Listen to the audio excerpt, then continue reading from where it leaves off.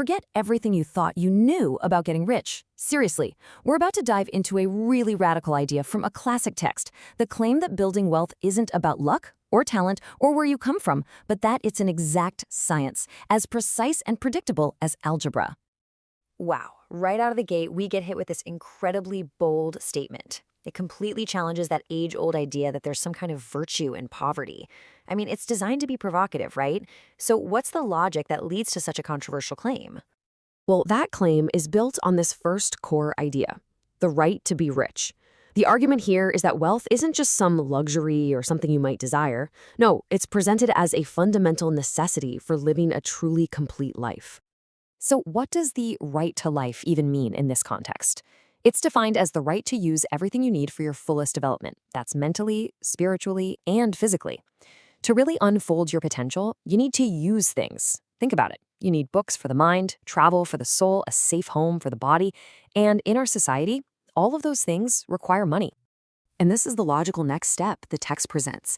If personal growth requires using things, and things require money, well then, understanding how to get that money isn't just a useful skill, it's framed as the most essential knowledge of all. Now, this is where it gets really interesting, because it completely flips the script on that idea of noble poverty. The argument is that the purpose of life itself is growth and expansion.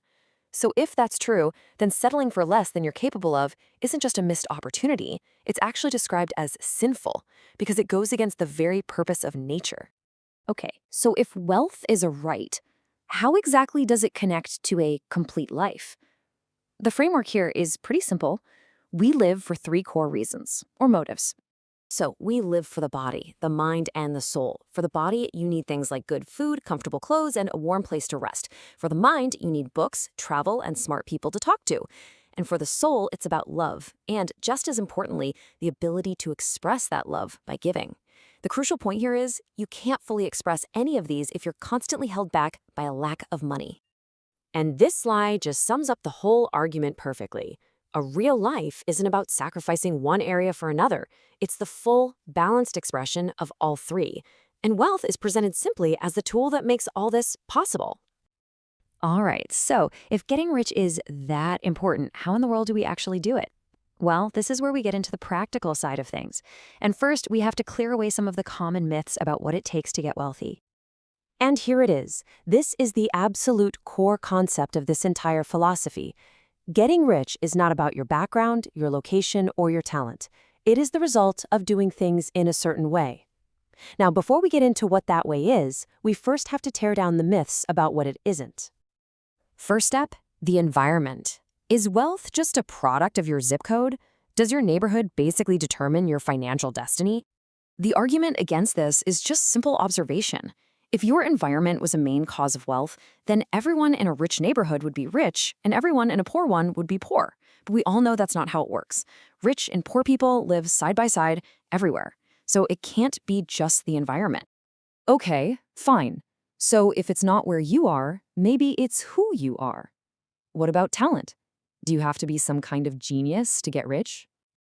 Again, the evidence just doesn't really support it. We all know incredibly talented people, artists, musicians, thinkers, who struggle financially. The text argues that if you actually study the wealthy, they're a pretty average lot when it comes to natural ability. They don't get rich because of some unique talent. They get rich because they choose to do things in that certain way. All right, now this is a big one. This is something many of us are taught from a really young age. Is getting rich simply about being thrifty? Pinching every single penny. The observation here is pretty fascinating. Many extremely thrifty people stay poor their whole lives, while some people who seem to spend freely often get rich. This suggests wealth isn't really about hoarding money, but maybe about putting it into efficient circulation, which is a key part of that certain lay. And the last myth we're going to tackle, your profession. Do you have to be in some specific high-paying industry like tech or finance to build any real wealth?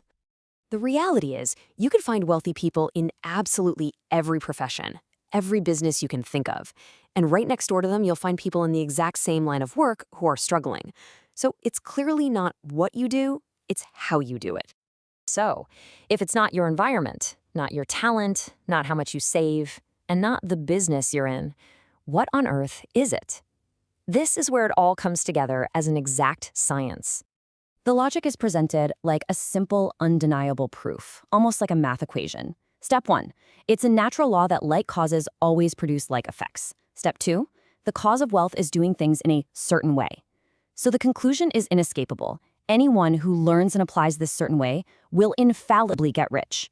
It's not presented as a possibility, but as a scientific certainty. And this is the powerful promise that really underpins the whole idea. It's not for a chosen few. The barrier to entry is simply the ability to read, understand, and then apply these principles. And this slide just drives home how universal this law is claimed to be. It doesn't matter if you're talented or not, brilliant or not, strong or weak. It even says it works for people with capital and those starting with absolutely nothing. The whole point is to remove all the excuses we might tell ourselves about why we can't succeed. So let's bring it all home. The core message of this whole science is that success isn't external. It's not about your starting capital. It's not about your industry. It's not about your zip code. It is entirely dependent on learning and applying a specific method, doing things in that certain way. And that leaves us with one final, pretty provocative thought. The text argues that this process is as reliable as arithmetic. The science just works. So the real question isn't about its validity. The question it poses directly to you is, are you ready to learn it?